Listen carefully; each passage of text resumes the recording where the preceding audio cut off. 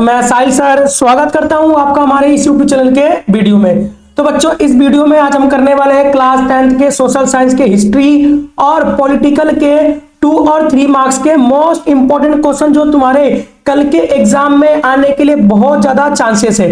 ये क्वेश्चन ऐसे क्वेश्चन है जो बहुत ही ज्यादा मोस्टली रिपीटेड हुए हैं। ठीक है, तो मैंने बहुत ही ज्यादा एनालाइज करके इन क्वेश्चंस को निकाला है। मैंने हिस्ट्री के केवल 5 क्वेश्चन लिए, 2 और 3 मार्क्स के, और पॉलिटिकल के मैंने केवल 5 क्वेश्चन लिए। इन 5 क्वेश्चन में से आपको, ठीक है, पक्का से पक्का आपको 2 और 3 मार्क्स में क्वेश्चन देखने को मिलेंगे। तो आइए स्टार्ट करते हैं जल्दी से। तो देखिए, पहला क्वेश्चन क्या कहता है हिस्ट्री के अंदर। हिस्ट्री का पहला क्वेश्चन है आपका कि सांस्कृतिक आदान प्रदान में रेशम मार्ग की भूमिका बताइए। ठीक है, आपको रेशम मार्ग की भूमिका बतानी है, या ऐसे बोल जाएगा सिल्क रूट की भूमिका बताइए। ठीक है ना, तो सारा सिल्क रूट वाला जो भी ऐसा क्वेश्चन आएगा सबका आंसर इसी तरीके से आपको लिखना है। तो देखिए, रेशम मार्ग प्राचीन काल में एशिया, यूरोप और उत्तरी अफ्रीका को जोड़ने वाला व्यापारिक मार्ग था। रेशम मार्ग जो क्या था, वो प्राचीन काल में एशिया, यूरोप और उत्तरी अफ्रीका को जोड़ने वाला क्या था, एक व्यापारिक मार्ग था। यह केवल व्यापार का ही मार्ग नहीं था, बल्कि विभिन्न देशों के बीच संस्कृति, विचार और धर्म के आदान प्रदान का भी माध्यम था। केवल इससे व्यापार ही नहीं होता था, बल्कि जो भी इससे देश जुड़े हुए थे, जो भी महाद्वीप जुड़े हुए थे सिल्क रूट से, उनमें क्या होता था, धर्म का, संस्कृति का, विचारों का आदान प्रदान होता था इस रूट के माध्यम से। तो पहला पॉइंट क्या लिखोगे, ठीक है, संस्कृति आदान प्रदान में तो धर्म और विचार का प्रसार हुआ। इस मार्ग के माध्यम से बौद्ध धर्म, ईसाई धर्म और इस्लाम धर्म का एक क्षेत्र से दूसरे क्षेत्र में फैला। किसके माध्यम से, सिल्क रूट के माध्यम से। कला और संस्कृति का आदान प्रदान हुआ। विभिन्न देशों की कला, स्थापत्य, संगीत और परंपराएं एक दूसरे तक पहुंची।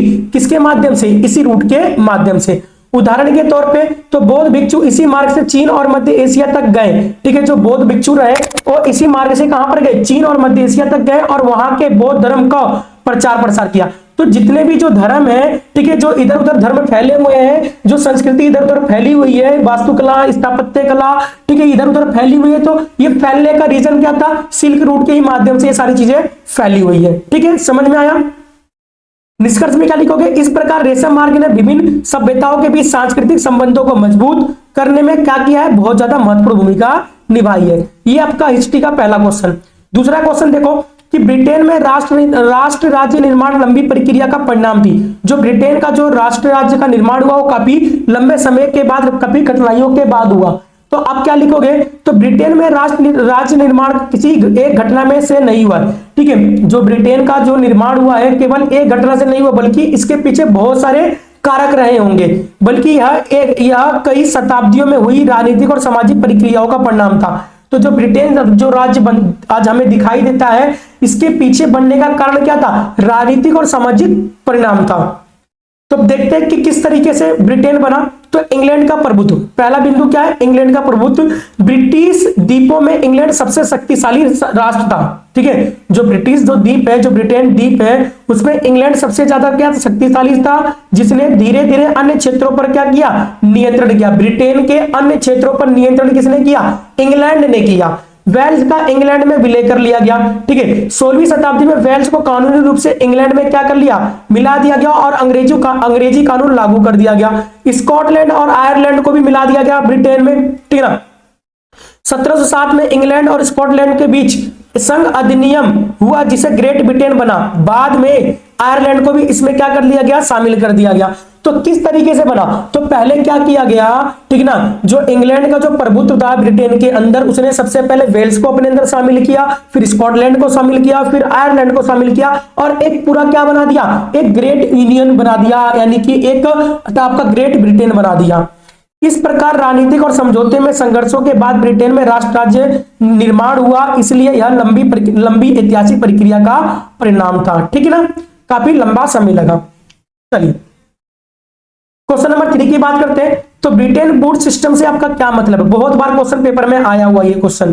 ठीक है, तो ब्रिटेन वुड सिस्टम द्वितीय विश्व युद्ध के बाद अंतरराष्ट्रीय आर्थिक व्यवस्था को स्थिर बनाने के लिए बनाई गई मौद्रिक प्रणाली थी। ये एक प्रकार की कैसी थी, ठीक है, मौद्रिक प्रणाली थी, जो द्वितीय विश्व युद्ध के बाद बनी थी। ठीक है ना, जब बहुत सारे देशों की अर्थव्यवस्था खराब हो गई थी, तो उनकी अर्थव्यवस्था को ठीक रूप करने के लिए ब्रिटेन वुड्स प्रणाली बनाया गया था। तो ये एक प्रकार की मौद्रिक प्रणाली थी।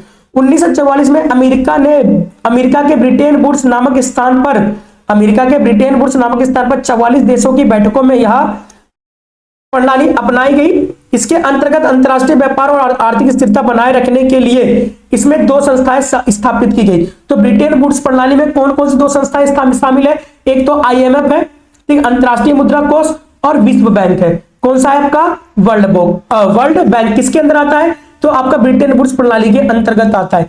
इस प्रकार ब्रिटेन वुड्स प्रणाली का उद्देश्य विश्व अर्थव्यवस्था को स्थिर बनाना और अंतर्राष्ट्रीय व्यापार को क्या करना है? बढ़ावा देना है। ठीक है, क्वेश्चन नंबर 14 देखते हैं। तो यूरोप के राष्ट्रवादी संघर्षों में महिलाओं की भूमिका का चर्चा कीजिए। यूरोप में जो राष्ट्रवाद आया उसमें महिलाओं की क्या भूमिका रही? तो यूरोप में राष्ट्रवाद के संघर्षों में महिला ने महत्वपूर्ण भूमिका निभाई, हालांकि उन्हें राजनीतिक अधिकार बहुत ही कम दिए गए। ठीक है, फ्रांस में आई, ठीक ना, क्रांति हुआ, ठीक है, राष्ट्रवादी भावनाएं उत्पन्न हुई, महिलाएं भी शामिल रही, लेकिन उनको इसके बावजूद भी, ठीक है, कम अधिकार दिया गया। तो देखिए महिलाओं ने राष्ट्रवादी ठीक है, राष्ट्रवाद में कैसे अपने आप को संगलित किया। तो महिलाओं ने राष्ट्रवादी आंदोलनों में सभा, जुलूस और क्रांतिकारी गतिविधियों में सक्रिय रूप से भाग लिया। ठीक है ना, यूरोप के राष्ट्रवाद के आंदोलनों में महिलाओं ने भी क्या किया? बढ़ चढ़कर काफी ज्यादा भाग लिया। उन्होंने राजनीतिक संगठनों, क्लबों की स्थापना की और आंदोलन का समर्थन किया। जैसे कि आपने फ्रांस की क्रांति में पढ़ा था, ठीक है ना, कि भाई फ्रांस के अंदर क्लब स्थापित किए जाते थे, ठीक है ना, जो राजनीतिक क्लब हुआ करते थे, उसी तरीके से महिलाओं ने भी क्या कर लिए? अपने क्लब स्थापित कर दिए। ठीक है ना, सबसे फेमस क्लब कौन सा था? जैकोबियन क्लब था, ठीक है, मैक्सिमिलियन रॉबेस्पियर का। फिर भी उन्हें मत अधिकार और राजनीतिक अधिकार नहीं दिए गए। तो महिलाओं के राष्ट्रवादी आंदोलन में, यूरोप के राष्ट्रवाद के संघर्ष में महिलाओं की भूमिका बहुत ही ज्यादा महत्वपूर्ण थी, लेकिन उन्हें ज्यादा फिर भी अधिकार नहीं मिल पाया।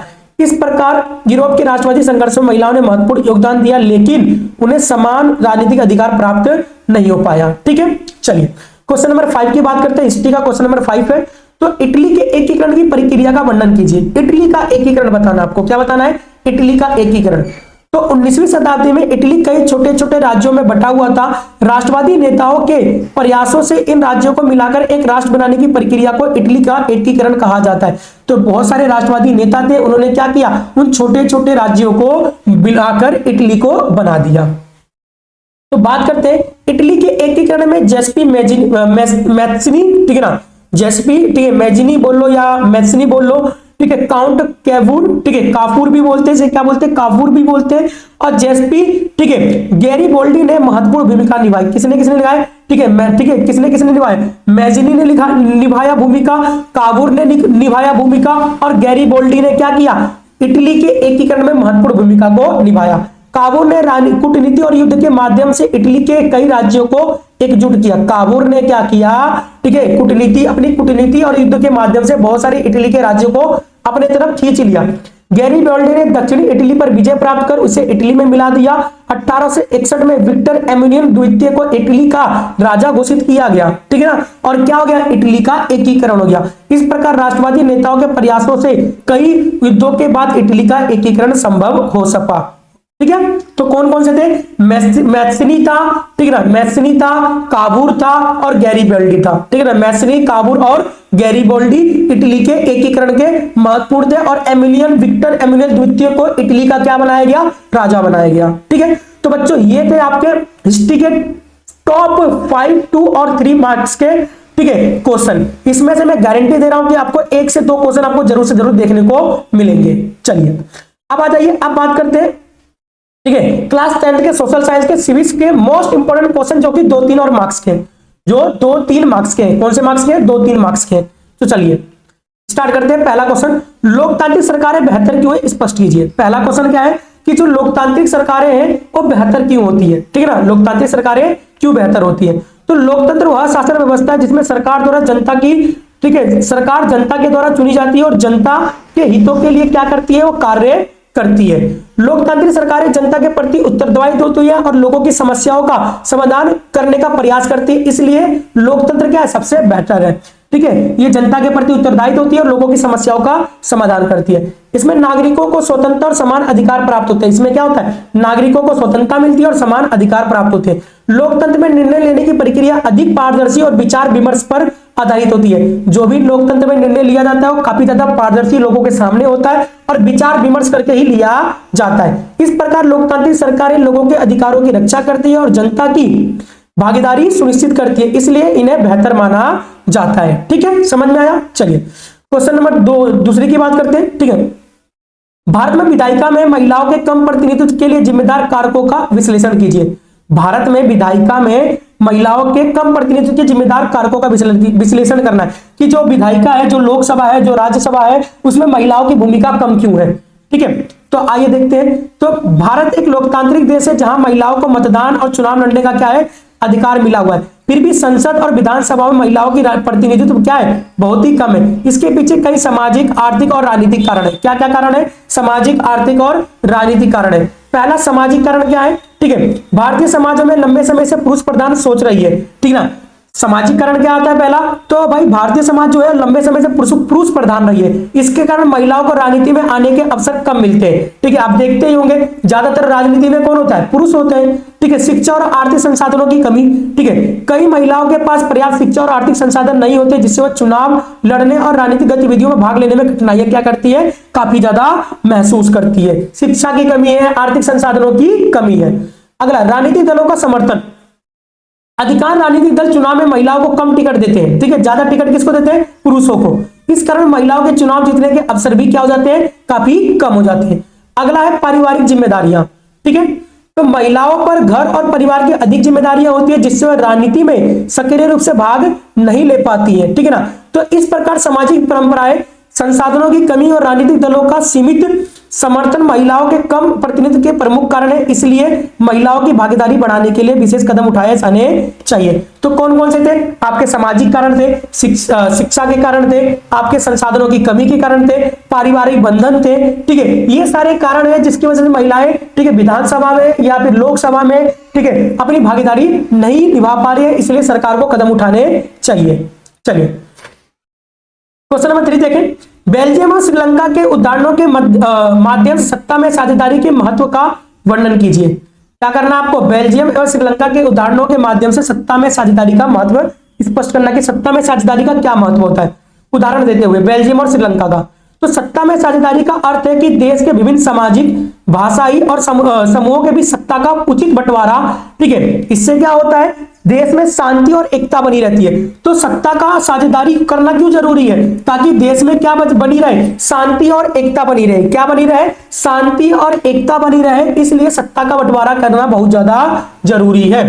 बेल्जियम का उदाहरण देखते हैं। तो बेल्जियम में डच और फ्रेंच भाषी लोगों के बीच संघर्ष को रोकने के लिए सत्ता का बंटवारा किया गया। डच में क्या किया गया, ठीक है, फ्रेंच भाषी को बीच, फ्रेंच और डच के बीच में संघर्ष को रोकने के लिए सत्ता का बंटवारा किया गया। सरकार में दोनों समुदाय को समान प्रतिनिधित्व दिया गया और क्षेत्रीय सरकारें बनाई गई। इससे यहां शांति और स्थिरता बनी रही है। लेकिन श्रीलंका में देखा जाए तो श्रीलंका में सिंगली बहुसंख्यक है और सरकार ने तमिल अल्पसंख्यकों को समान अधिकार नहीं दिए। इस कारण दिनों दिन, ठीक है, इनके बीच क्या होता है, गृह युद्ध और संघर्ष होते रहते हैं। तो बेल्जियम में तो शांति बन गया क्योंकि उन्होंने सही समझदारी से, सही सूझबूझ से, ठीक है, समान प्रतिनिधित्व दिया। लेकिन जो श्रीलंका है, श्रीलंका में जो सिंगली है, उन्होंने समान प्रतिनिधित्व नहीं दिया, इसलिए वहां पे आए दिन क्या होते रहते, श्रीलंका में गृह युद्ध होते रहते हैं। ठीक है, निष्कर्ष में क्या लिखोगे, इन उदाहरणों से स्पष्ट होता है कि सत्ता में साझेदारी समाज में शांति, एकता और लोकतंत्र को मजबूत बनाती है, जबकि इसके अभाव में संघर्ष और अस्थिरता की भावना पैदा हो सकती है। ठीक है, चलिए अगला क्वेश्चन है, क्षैतिज और ऊर्ध्वाधर शक्ति बंटवारे के बीच अंतर करना है। शक्ति का क्षैतिज और ऊर्ध्वाधर शक्ति का बंटवारा। तो आइए देखते हैं। लोकतांत्रिक व्यवस्था में सत्ता का केंद्रीकरण रोकने और संतुलन बनाए रखने के लिए शक्तियों का बंटवारा किया जाता है। यह मुख्यतः क्षैतिज और ऊर्ध्वाधर शक्ति बंटवारे होते हैं। ठीक है, तो भाई क्या किया जाता है, लोकतंत्र के अंदर शक्तियों का बंटवारा करने के दो तरीके अपनाए जाते हैं। एक तो क्षैतिज अपनाया जाता है, एक ऊर्ध्वाधर अपनाया जाता है। तो देखिए क्षैतिज जो होता है वो, इसमें सत्ता का बंटवारा सरकार के विभिन्न अंगों के बीच में होता है। सरकार के कितने अंग होते हैं, 3, विधायिका, कार्यपालिका और न्यायपालिका। इसके बीच क्षैतिज बंटवारा होता है। इन सभी के पास अलग अलग शक्तियां होती है, दूसरे को नियंत्रित भी करते हैं। ऊर्ध्वाधर क्या होता है, इसमें सरकार के विभिन्न स्तरों के बीच बंटवारा होता है। सरकार के कितने स्तर होते हैं, केंद्र सरकार, राज्य सरकार और स्थानीय सरकार के बीच में ऊर्ध्वाधर बंटवारा होता है। कौन सा बंटवारा होता है, ऊर्ध्वाधर बंटवारा।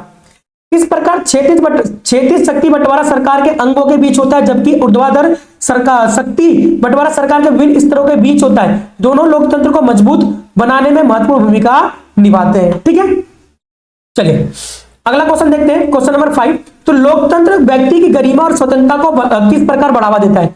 जो लोकतंत्र है वो व्यक्ति की गरिमा और स्वतंत्रता को किस प्रकार बढ़ावा देता है। गरिमा मतलब डिग्निटी, क्या चीज, डिग्निटी, ठीक है।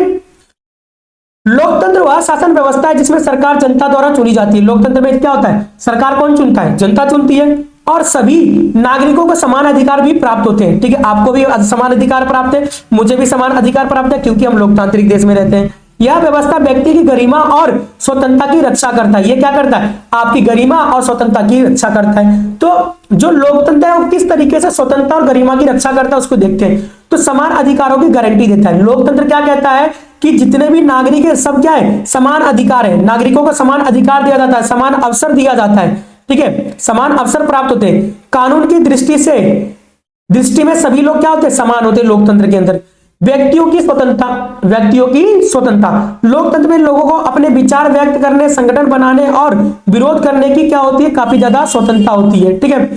महिलाओं और कमजोर वर्गों को अधिकार दिए जाते हैं, ठीक है। तो लोकतंत्र में महिलाओं, दलितों और अल्पसंख्यकों को भी समान अधिकार दिए जाते हैं और समान जिनसे उनकी गरिमा और सम्मान को बढ़ावा मिलता है, ठीक है। तो निष्कर्ष में इस प्रकार लोकतंत्र व्यक्ति की स्वतंत्रता, समानता और अधिकारों की क्या करती है, रक्षा करती है, जिससे व्यक्ति की गरिमा और सम्मान को बढ़ावा मिलता है, ठीक है। तो बच्चों ये थे आपके हिस्ट्री और पॉलिटिकल के टॉप 5 क्वेश्चन, ठीक है, जो कि आपके 2 और 3 मार्क्स के हैं, ठीक है ना। मैंने 5 मार्क्स के जो भी, ठीक है, सारे जितने भी आपके, ठीक है ना, इसके सब्जेक्ट है एसएसटी के अंदर सबको मैंने 5 मार्क्स वाले अपलोड कर चुका हूं, ठीक है। आप इसको देखने के बाद उनको भी देख लेना, क्योंकि आपको बहुत ज्यादा, ठीक है, हेल्पफुल मिलेगा, ठीक है। अगर आपने इन वीडियोस को मिस किया तो आप अपने स्कोर को मिस कर दोगे। ये तुम्हारा लास्ट एग्जाम है, अच्छा स्कोर कर लो, ठीक है। बहुत एनालाइज करके मैंने क्या किया है, इन क्वेश्चंस को बनाया है, ठीक है। तो मिलते हैं अगले नेक्स्ट वीडियो में जल्द ही, तब तक अपनी तैयारी को जारी रखो।